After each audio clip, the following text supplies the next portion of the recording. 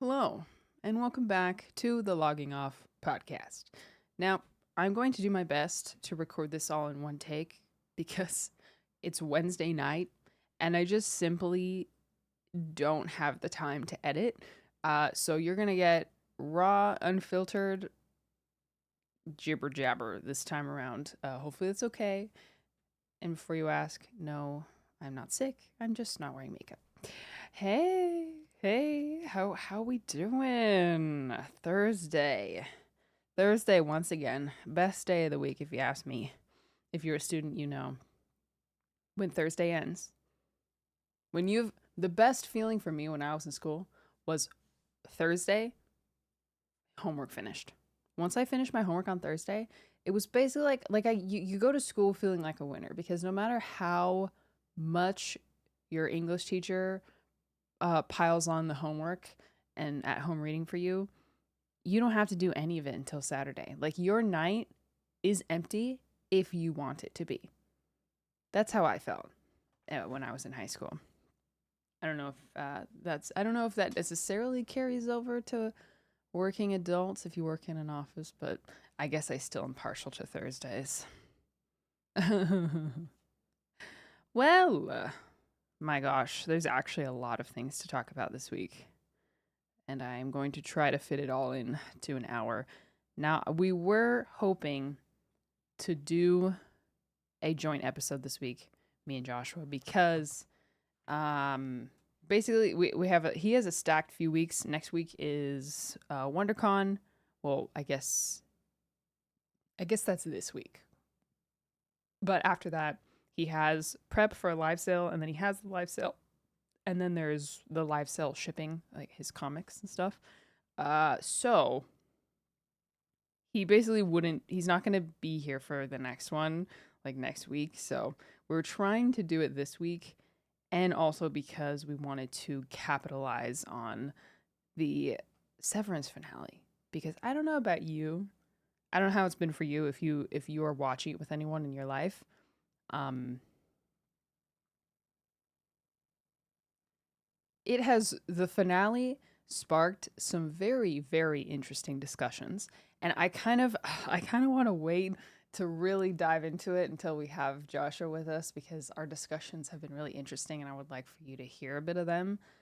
Now that the show has been settling for a few weeks, what I'll say is this: we did not realize, me and Joshua did not realize, that our respective perspectives on the innie outie conflict are way more different than we realized.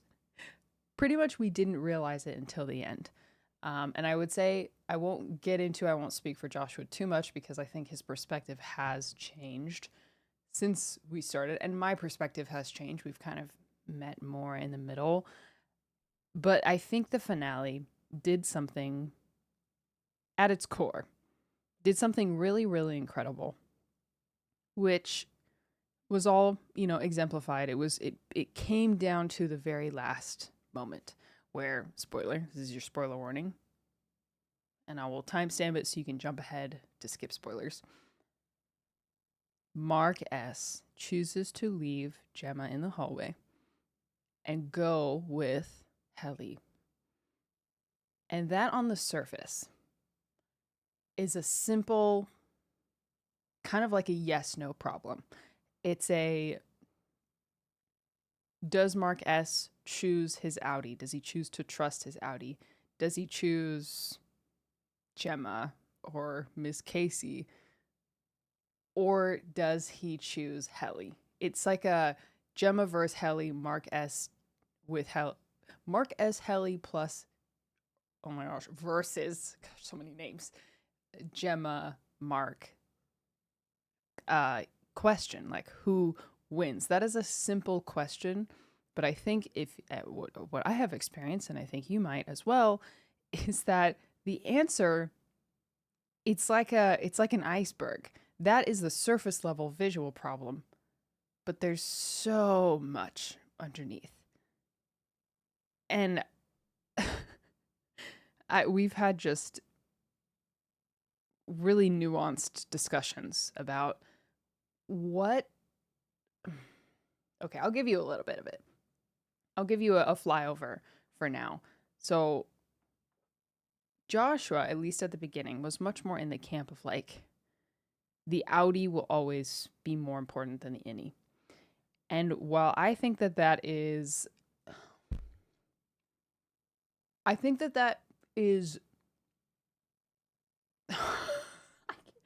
oh my gosh, it's so complicated. The conversation between, I'm sorry, I'm dancing around here. Mark Stout and Mark S talk to each other through the cabin, right? Mark is trying to convince his innie, I have to save my wife. I she is my wife. Like, she is trapped there. She's being tortured there. Like, that is the number one priority. And when Mark S doesn't see, it doesn't, I guess, align with him on the level of importance, that is very frustrating to Mark. And on the inverse, when Mark doesn't respect or speaks in kind of a trivializing way about his romance with Helene, when he says her name wrong, um, when that sets off a chain reaction of distrust and doubt, they equally are not. They are both not understanding each other. They are not respecting each other. They're not seeing eye to eye, and I likened it in my mind, like the innies are like they are adults with the life experience of children. So it's like it's similar to when, a child gets like their favorite toy gets broken and they're crying and sobbing and screaming.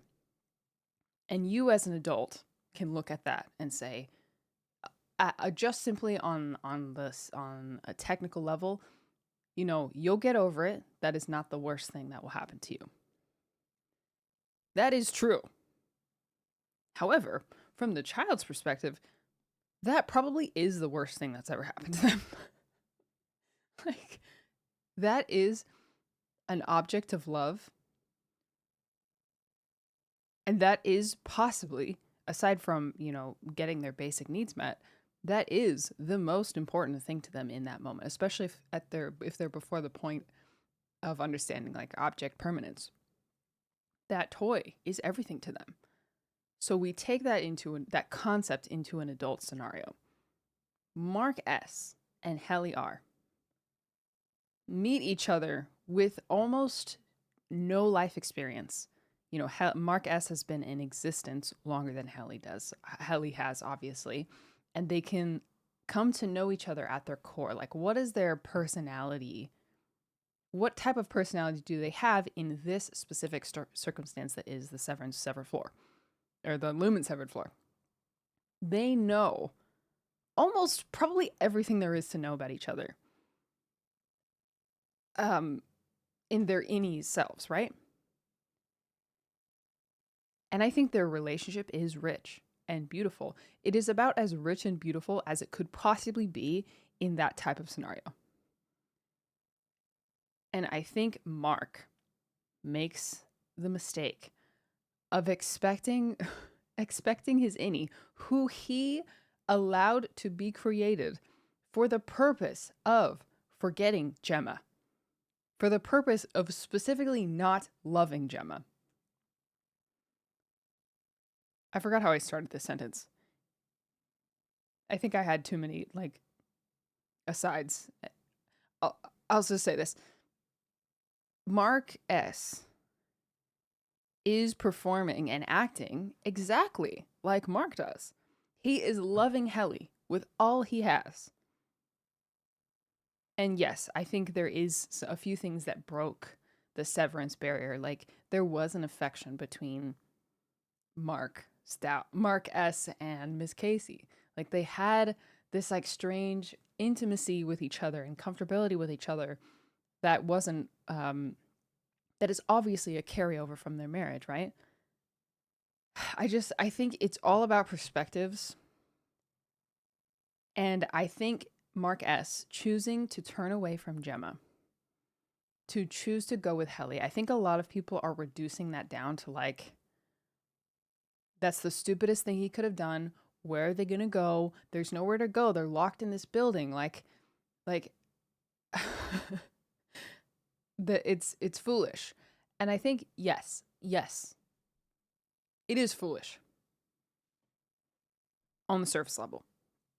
Because at that point in the story, Mark S. had no assurance that Mark was actually going to go through with this reintegration procedure. And I think it's a little bit weird that he didn't acknowledge. I think it's weird that he questioned Mark on this, because the evidence that he gave for the existence of the reintegration process, like Mark S. had seen the results of it, them getting flashes of each other's lives after, I think, years of employment on the severed floor. Like, Mark S. should have taken that advice or taken that evidence more than he did. But anyway, Mark S. choosing Helly in that moment, I did air quotes for those who are listening, I think that was a message. I think more than anything else, that was a message of like, I am not you. I am you. But I am a person, and this person that I am on the severed floor loves Helly. Is it doomed? Yeah. Yeah, it is. Theoretically. And I think there's a lot of people are saying that this is going to get Mark killed. I don't think so. I think because of the fact that Helena's dad sees Kier in Helly, that is actually, I would say, hope for Helly herself. And Helly is incredibly strong-willed and tough. So if that's true, and she is dead set on, Mark being alive, I think that is what will save them, right? They're not going to be able. They know they're not going to be able to stay together on the severed floor. Like, they're not stupid. But I think that Mark S. choosing to go toward Helly was a declaration of his personhood and a clear message to both Gemma and Mark, eventually, that he wants to live, and that he is a part of Mark, and that is a consequence of Mark's decision to work at Lumen and to volunteer for the severance procedure out of selfishness. And I think a lot of people are glossing over two things. Number one, Mark S. saved Gemma. Almost got himself killed. Literally, fully killed to do that. He did what Mark wanted. He did. He saved Gemma. He got her out of the severed floor. Okay? People are glossing over that. Number two, Mark, Audi Mark, has not grown as a character. The only reason he chose to go through with the reintegration procedure was to save his wife. Now, of course, I think anyone would do that, but it was absolutely not out of any sort of care for this other part of him. It wasn't out of a desire to be whole again, or to even acknowledge the personhood of this other, I wouldn't say half, this other version of him that he created as essentially his prisoner to do his labor for him.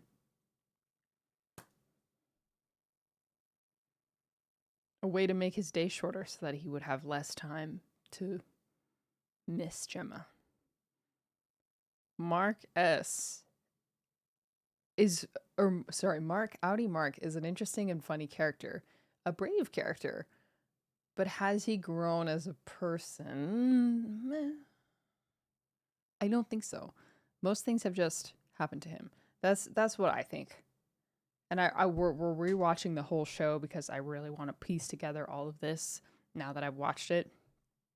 I wouldn't give the finale a 10 out of 10 because I think there were, and Josh would agree, that there's a few things that were just too convenient. Did I enjoy it? Kind of. I enjoyed many parts of it. The end I found super depressing. But also I can recognize its greatness, and the I think it's a great finale too because it gives people a lot of things to think about. In this impossible scenario of severing yourself, of turning yourself into two separate people, what are the ethics of that? And what are the consequences of ignoring those ethics? Well, here's one. Yeah, so I talked a bit more than I intended to, but that was our experience, some of our experience, and I left a lot of Joshua's opinion out because I would rather let him talk about it. I think where we meet in the middle is the fact that like Mark S has no, we only operate from within our own perspective. So his life on the severed floor, that is his whole life aside from the one excursion out into the outie world. That is his life. That is his world. Helly, though they have not spent probably more than a collective, I don't know, the time sense of time is really weird on the show, but maybe like 2 weeks if we're counting like hour by hour. 2 weeks together. I don't think he is literally even capable of computing the greater magnitude of Mark S and Gemma. Like, I don't think he can wrap his head around how much deeper and greater his love and romance with his wife is. So I'm really curious what will happen. I don't think Mark is going to die. I think he is going to go out into the outie. I think he's going to get out of Lemon. I think that's what will happen. Some way. And then the question will be, will he continue? Will he finish the reintegration process, or will he just let this other part of him die? And that question, that debate, I think will be beneficial for people in the Severance community to talk about amongst themselves, because we are not in agreement. We are all not in agreement about the ending. A lot of people would have been happy to never see Mark S again. But I'm watching it, I'm thinking, Mark S is our main character. And it's like, I'm also thinking about The Last of Us. Like, Abby, Last of Us, somewhat spoilers, but I won't, no major spoiler points. Abby is our antagonist in some way, and Ellie is our protagonist. But the game takes a huge risk by putting us in Abby's shoes for a very, very, very long time. And if you look at them both together, next to each other, and Joel as well, their goodness, the goodness and the evil in their choices, the way we respond to them, it's all a matter of perspective and how long we spend knowing and loving the characters. Like Joel is not a hero. He is not a hero. But we love him because it was our main character. I think it's great. I think the controversy around it is good. And I think it's a testament to how good the show is. Severance. Yeah. That was the biggest media, what did I say on the last episode? Media that moved me. That was definitely my biggest media that moved me this week. Other things. Daredevil. Daredevil had me on my knees with my hands like this, just rejoicing in how freaking good the show is. It's so good. It's so good. I love it. I love the religious imagery. I love the inevitable descent into conflict between Matt, Daredevil, and Kingpin. Like they are destined to be enemies because they are who they are, and they cannot help but drift back into themselves, and it's just awesome. And I love that Daredevil is much more agile in this one than he is in the Netflix show. They use his batons more. He uses them to get around the city in kind of like a Spider-Man fashion. I love that he's more acrobatic. And I know some people don't like it. Listen, it's more comic book accurate, okay? Okay? Daredevil.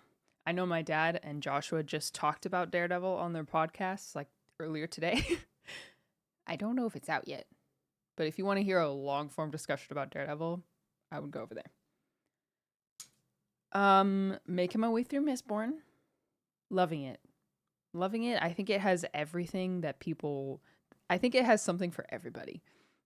So if you've been waiting to or wanting to find something to get into a fantasy, like if you're actually, I hear this a lot. People saying that they wish they read. Now, obviously, it's going to vary based on what you like.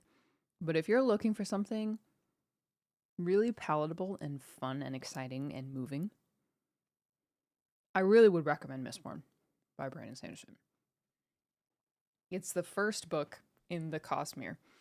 And I think it's all so well executed. It has adventure, it has political conflict, it has high society, and it has low society. It's dystopian, and it's magical. And there's romance, a small romance subplot. It's just great. It's really, yeah, there's rebellion, there's uprising, there's war, strategy, and just really lovable characters. And I think I'm like 80% done, so I'm preparing for what people call the Sanderlanche, which is the crashing of everything, and the great crescendo. And it's when you cry and you scream and you stare at the page with your mouth hanging open. That's the part of the book that I'm heading into. So if you're looking for something to get back into reading, I would really, really recommend Mistborn. So other than that, I haven't really been consuming much content because I've just been outputting a lot, which is outputting a lot and producing a lot. So I've kind of haven't talked about this too much. Oh, I was looking for this. I lost a cap to one of my more pricey makeup products, and I just found it. Thank goodness. Thank goodness. Video watchers, I'm showing a Milk makeup sculpting stick. This is the current size of it. It's like a travel size. It looks like a travel size. The original size of this product was this big, and the price hasn't changed. So it's a fun little tidbit. Okay, so I talked last week about working with myself instead of against, and using just the state that I'm in to help me make my decisions for how to get the best out of me. How to be my best self. How to live my best life day to day. And it's going really, really well. I'll just say, can I just say that? The last week especially has just been a really, really energetic week.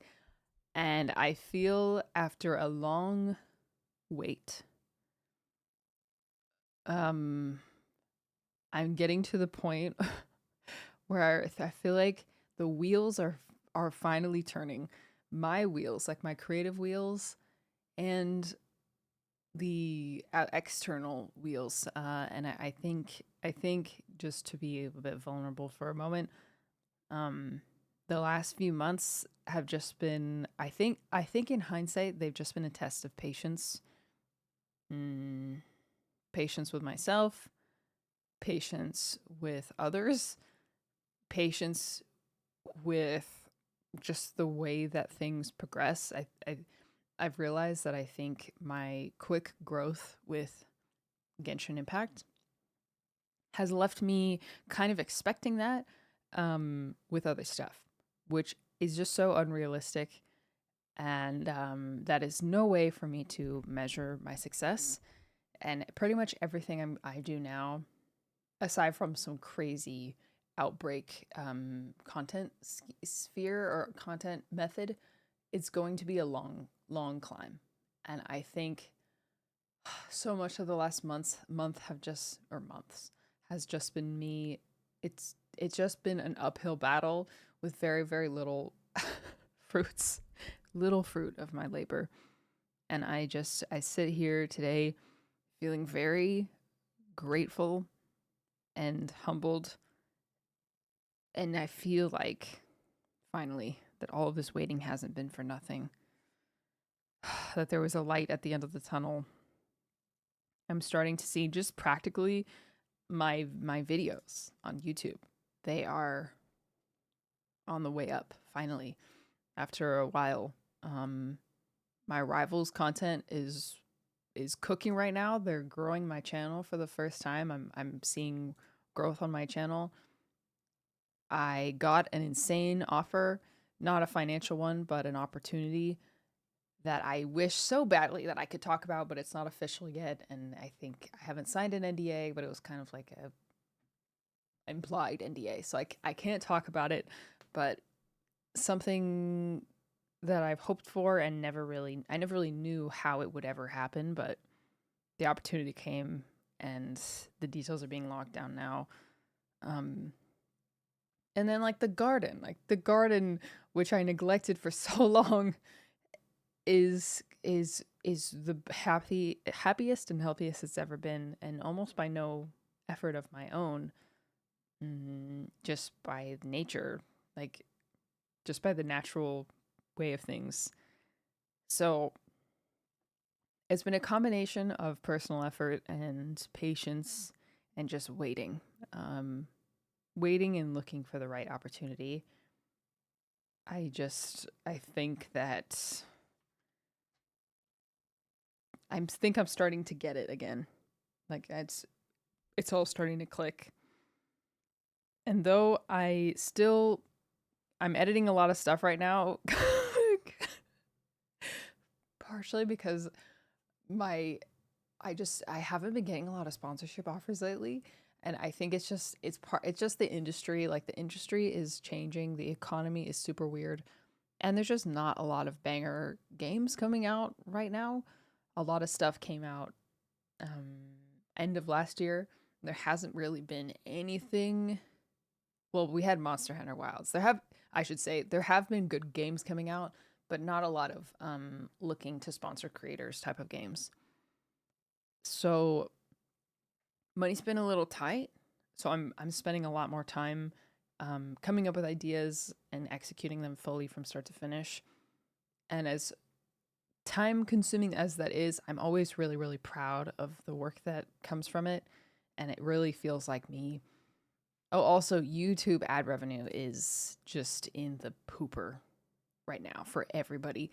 Ask any streamer, YouTuber you know how their revenue has been, and they'll be like, and they'll just kind of sigh.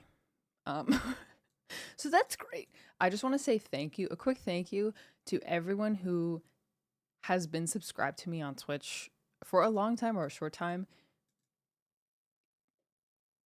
You're like saving my life right now. Thank you so much. Despite the fact that I don't stream as much as I used to, I just need you to know how grateful I am for your sub, for your Prime sub. Thank you. Um, especially right now. And also, like, a lot of sponsorship offers are not going through agencies anymore. They're going straight through like TikTok. Yeah, that it's just the industry is changing and the economy is weird.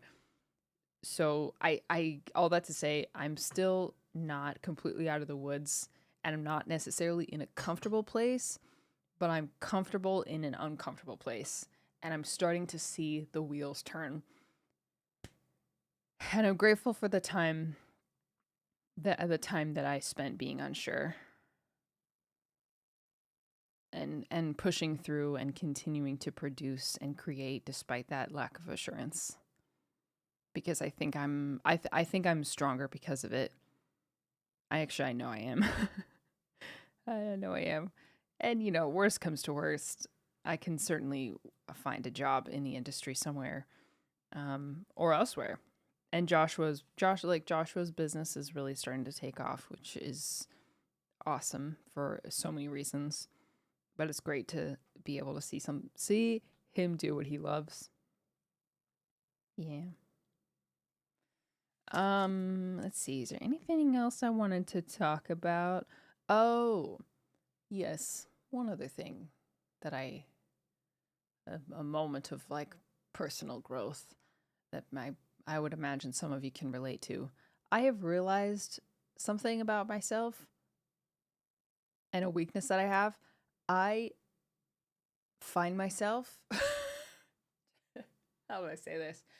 Trying to like not passive aggressively, passively keep like plates spinning and deal with like middleman for people without being straightforward and direct. And I think I let myself take on. I think I just have to give an example or it's not going to make sense. So there was a situation where I was invited to do something, and there was an element about it that made me uncomfortable. And I was just hoping that the element would magically change by itself. And foolishly, in the past, I've I've allowed myself to be perturbed by it, and either go through with that invitation whilst being uncomfortable, or decline that invitation and worry. Always be worrying, like, did I offend the person? Did I offend those people by not participating in this thing because there's this element about it that makes me uncomfortable? So recently, I was like, I was invited to this similar scenario. I was like, okay, I'm sitting there hoping that that element will change so that I can participate. And then I was just like, is it going to be that bad if I'm just honest? So I typed, I will participate if blank.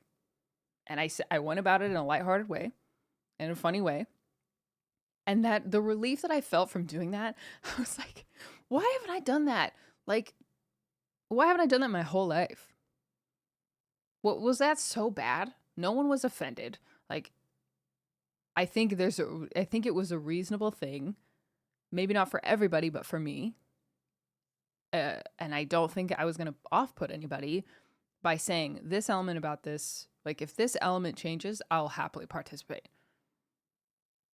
And I was like, okay, I don't have to bear that burden anymore. And now that information is out there with my friends. So if this scenario happens again, it won't be awkward. The expectation, I've established it. And now I don't have to like I don't have to try to dance around it and risk making people feel like I never wanted to participate at all, or that I was looking for excuses not to participate because I didn't want people to know why, what the actual reason was. So I've realized I go through kind of foolish efforts to try to keep the peace or to not cause trouble or to not offend anybody. I can't worry so much about that. Like I cannot hold all the strings. And I shouldn't have to. Like if they're my friends, they're going to understand and not be too off put by me saying whatever it is I need to say. Whatever I need to say. Like being honest is awesome. And if you trust people, you should be able to be honest with them. And it was such a burden off of me when I did that. So now I'm looking for opportunities to be honest in times where I might have been passive and probably caused problems regardless. You know, being friends or being close with someone, with people, it's not always going to be perfect, but the people you love will give you the benefit of doubt. The people who love you will assume the best of you and hear you out and take you at your word also.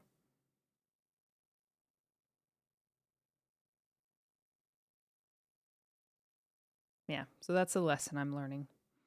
I'm learning this week and forward and henceforth. Ah, those of you who've been waiting for gardening videos, those are coming back. I did start working on the garden this last week, and I recorded it. I recorded an intro, so I'm gonna get that out as soon as possible, as soon as I have a full product. So yeah, I think that's it. I think that's it. And I think I don't have to cut anything out, so I'm probably just gonna upload this straight to YouTube. Well, thank you so much for listening.